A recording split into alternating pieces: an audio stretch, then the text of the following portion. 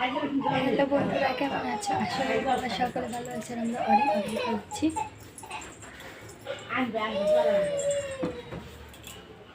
তো সকালবেলা স্নান করে নিয়েছি। সকালবেলা স্নান করলে ভালো হয় আর কি, মানে তারপরে রান্না করতে করতে বেলা হয়ে যায়, স্নান করতে ইচ্ছা করে না, ওই জন্য সকালবেলাটা স্নান করে নিয়েছি। তো এখন আমি রান্না করব। আমি পুজো দিতে যাচ্ছিলাম, মা বললো তুমি রান্নাটা বসাও, আমি পুজোটা দিয়ে দিচ্ছি। তো আমি এখন রান্না বসাতে যাচ্ছি। তো চলো রান্নাঘরে গিয়ে তোমার সাথে কথা বলছি। তো রান্নাঘরে এসে আমি কাঠ পাড়তে শুরু করে দিয়েছি, তোমরা দেখতেই পাচ্ছ। কারণ নিচে যে কাঠগুলো রয়েছে ওগুলো বৃষ্টিতে ভিজে গেছে, বৃষ্টির জল পড়ে উপর থেকে, তো ওগুলো দিয়ে তো উনুন জ্বলবে না, ওই জন্য আর কি উপর থেকে শুকনো শুকনো কাঠ পাড়ছি উনুন জ্বালানোর জন্যে। আর উনুন শুধু তো কাঠ দিয়ে উনুন জ্বলবে না, প্রথমে কাগজ দিয়ে উনুনটা জ্বালিয়ে নিয়ে তারপর পাতলা পাতলা যে কাঠগুলো আছে ওগুলো দিয়ে উনুন জ্বালাবো, তারপর বড় বড় কাঠগুলো দেবো। এইভাবে না জ্বালালে উনুনটা জ্বলবে না। তো যাই হোক, আমি উনুনটা অনেক কষ্টে জ্বালিয়েছি, মানে দেশলাইয়ের কাঠি জ্বালিয়ে 5-6 বার জ্বালিয়ে তারপর জ্বালিয়েছি। জ্বালানোর পরে তাও বেশ কিছুটা ধোয়া হওয়ার পর উনুনটা জ্বলেছে। তো কাগজগুলো দিয়ে যায় আমাদের পাড়ায় একজনের জামা কাপড়ের দোকান আছে, এই আমাদের বাড়ির মানে রোডের এইখানেই, মানে বাড়ি থেকে বেশি দূর না। তো উনি দিয়ে যায় বলে আমার উনুন জ্বালানোটা অনেক সহজ হয়েছে। উনি যদি না দিয়ে যেত তাহলে হয়তো আমি উনুনটা অনেক কষ্ট করে জ্বালাতে হতো। তো এত গরম, তার মধ্যে আবার উনুনটা জ্বলছে না, মানে কি বলবো। এইভাবে উনুন যাতে জ্বালাতে হয় একমাত্র তারাই জানবে, মানে কেমন লাগে এইভাবে জ্বালাতে। যদি পাটকাঠি থাকতো তাহলে একটু সহজ হতো জ্বালানো। তো যাই হোক, পাটকাঠি নেই, কিছু করারও নেই। তো তোমাদের দাদাভাই কি বলবো, এত মাছ ধরতে ভালোবাসে, মানে মাছ ধরা আর একটা নেশা। যখনই সুযোগ পাই তখনই মাছ ধরতে চলে যাই। তো আমাদের এখন কি বলো তো, মাছটা যেহেতু তোমাদের দাদাভাই ধরে নিয়ে আসে, ওই জন্য মাছটা কেনার লাগে না।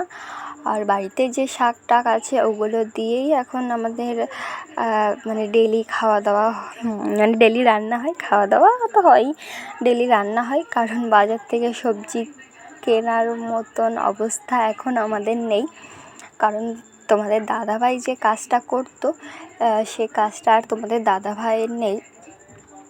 আর আমি এখন বাড়িতে বসে না থেকে দর্জির দোকানে গিয়ে শাড়ির পাড় লাগাই, শাড়ির পাড় পিকোটা করি আমি। তো এইভাবেই আমাদের এখন সংসার চলছে। আর তোমাদের কাছে একটাই রিকোয়েস্ট করব, তোমরা প্লিজ আমার পাশে থেকো। তোমরা যদি পাশে না থাকো আমি কিছু করতে পারবো না। তো তোমাদের কাছে মানে রিকোয়েস্টটা, তোমরা আমার এই রিকোয়েস্টটা রাখো, এইটাই চাই। কারণ আমি ইউটিউব করতে এসেছি, কারণ যাতে এখান থেকে ইনকাম করে আমি আমার সংসারটা একটু ভালোভাবে চালাতে পারি। কারণ মানে আমাদের ইচ্ছা থাকলেও এমন কিছু আছে যেটা আমাদের ইচ্ছা থাকলেও আমরা করতে পারি না, বা এমন কিছু জিনিস আছে যেটা আমাদের কিনতে ইচ্ছা হলেও আমরা কিনতে পারি না। কি করব বলো, কপালে যেটা আছে সেটা তো হবেই। কপালে যদি মানে ইচ্ছাটা পূরণ করার সামর্থ্য আমাদের থাকতো নিশ্চয়ই হতো, নেই। যাই হোক, কপালে যেটা আছে সেটাই হবে। তো আমি এখন রান্না করব। এই পিছনে আছে কচু শাক, মা তুলে এনে দিয়েছে, কচু শাক রান্না করব। আর মা, আগেই তো বললাম মাছ তোমাদের দাদাভাই ধরে নিয়ে আসে, তো মাছ বাড়িতেই আছে। কচু শাক রান্না করব আর লাউ শাক রান্না করব। তো এভাবেই কচু শাক, লাউ শাক আর তেলাকচু এইসব দিয়েই আমাদের এখন দিন চলছে। তো এখানে দেখো এত প্রচুর ধোঁয়া হচ্ছে, মানে আমি থাকতেই পারছি না। আর আগুনের ফুলকিগুলো পায়ে এসে পড়ছিল, মানে কি বলবো, মানে যে থাকে সেই বোঝে কেমন লাগে এইভাবে উনুন জ্বালাতে। তো যাই হোক, আমি রান্নাটা করে নিই, তারপর তোমাদের সাথে আবার কথা বলবো। তো আমার রান্না বান্না হয়ে গেছে। তোমাদের দাদাভাই খেয়ে মাছ ধরতেও চলে গেছে, কারণ তোমাদেরকে আগেই বলেছি ওর মাছ ধরার প্রচুর নেশা আছে, ওই জন্য মাছ ধরতে চলে গেছে খাওয়া দাওয়া করে। তো আমাদের সকলেরই খাওয়া হয়ে গেছে। এখন দুপুরবেলা যেহেতু কোনো কাজ নেই, তো আমি এখন ঘরটা গুছিয়ে নেব।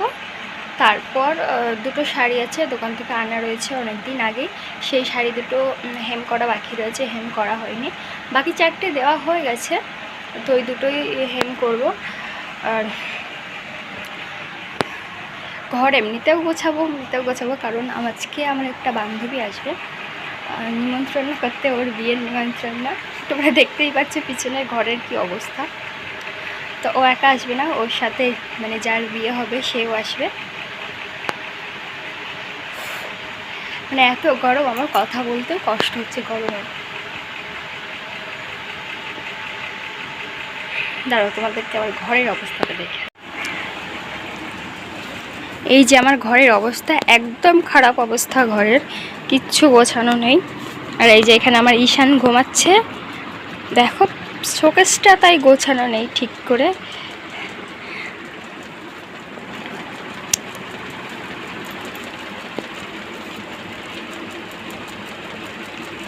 মানে যতবারই গোছায় ততবারই ঈশান ই করে দেয়। আর এই যে এইখানে যে কাজটা না, এইখানে যে কাজটা, একটা কাজ খুলে ফেলেছে ঈশান, একটা শোকেসের থেকে একটা কাজ পুরো খুলে ফেলেছে। তো চলো ঘরটা গুছিয়ে নিই। আজকের মতন ভিডিওটি এই পর্যন্তই। ভালো লাগলে চ্যানেলটিকে অবশ্যই সাবস্ক্রাইব করে দিও।